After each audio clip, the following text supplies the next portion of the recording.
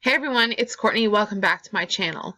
So we're following on with my series showing you how I use Picmonkey to edit my thumbnail for YouTube. So in the first video I showed you just the basic photo editing, and that's where we left off. So if you haven't seen that, I will link that video down below so you can go check that out in case you're new to Picmonkey. So in this video, I'm going to be showing you guys how to add text to your image.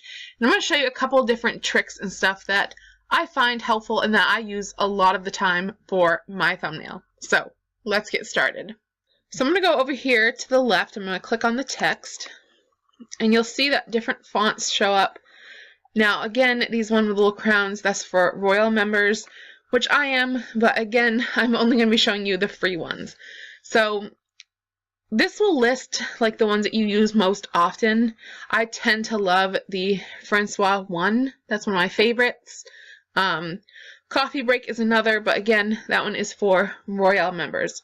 So for this tutorial, I'm just going to be using Francois 1, but as you can see, there are a lot to choose from. So go ahead, go through and pick some that you like. So I'm going to click on Francois 1, add text, and this little box will open up. I'm going to move this down here, and I'm just going to stretch it out like this, just so I have a bigger workspace. So over here you have your colors. Now you can just slide the scale here, or you can go over here and just move it around to find a color that you like. The preview of the color will show up right here. So there's all different kinds of choices that you have, or if you know the exact code for the number, you can edit it in over here. So I'm going to start with white. I want to have white text. Right here is your size, and then you also have a drop down menu here for size too. I really don't use that. I just kind of drag it and drop it however I like. Right here you have your settings, whether you want it to align to the left, center, or the right. Some fonts you can have bold or italics. You can have different blend modes. You can change the way that it shows up in the picture, you know, side to side or up and down. So I'm going to type in, let's see, what was this video?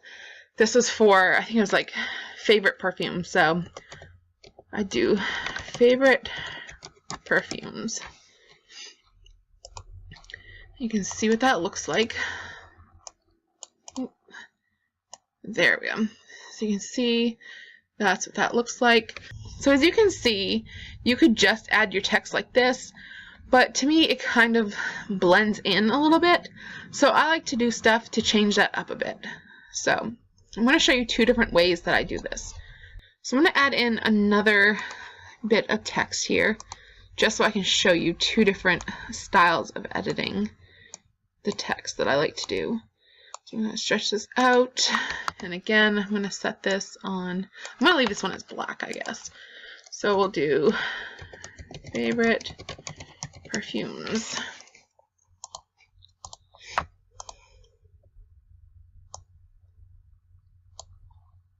I'm going to take this one and I'm going to put this one up here at the top just so I have a little bit of space between the two so I can show you what I'm doing.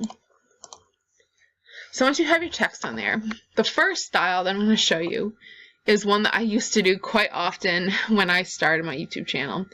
So we're going to go back to effects, and then I'm going to scroll down through until I get to artsy. I'm going to click on draw. Now what I'm going to do is I'm going to pick a color. So I'm just going to randomly, alright, purple is the color we're going with here. I'm going to change my brush size, and you can see the size of your brush, you know, right there. You can get an idea. And I'm going to make this so it will fit well with the size of my text up here. I'm also going to change the hardness down to about 50%. That'll make it so it's not so harsh. So what I'm going to do is I'm going to zoom in on my text up here. And I'm just going to trace my font. So just trace out the letters. This doesn't have to be perfect, but this is a great way to kind of give yourself like a little bit of a background without having one. Plus, like with this text, it has a really cool like graffiti style I really liked it. I still do it every now and then. It can get time consuming, but it does look really well in thumbnails. So I'm just going to go through and I'll finish this piece up and I'll show you what it looks like when it's done. Alright, so as you can see, I finished up filling in and tracing over all of my text. So that's what that looks like. So after I'm done, I click apply. And there we go. I have a little bit of contrast to that. So it makes it pop. It makes that text stand out. Alright, so for the next style that I like to do, I'm going to go to overlays. And I'm going to go down to geometric. I'm going to select the rectangle shape. So by default, it's set at black. You can change this to any color you want to on here. There's all different kinds. But for today, I'm going to leave mine as black. You can also change to see whether this has like an outline or not. Completely up to you. I'm going to leave mine as just transparent. I just want the black.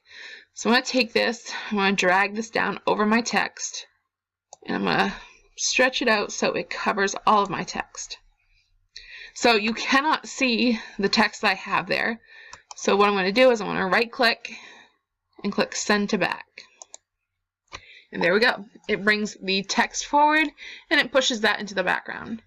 So you can leave it like this, or if you want to, you can off center it just a little bit. You can go either way that you want to. Maybe like that a little bit. I might bring this up a little bit, bring that down, and there we go.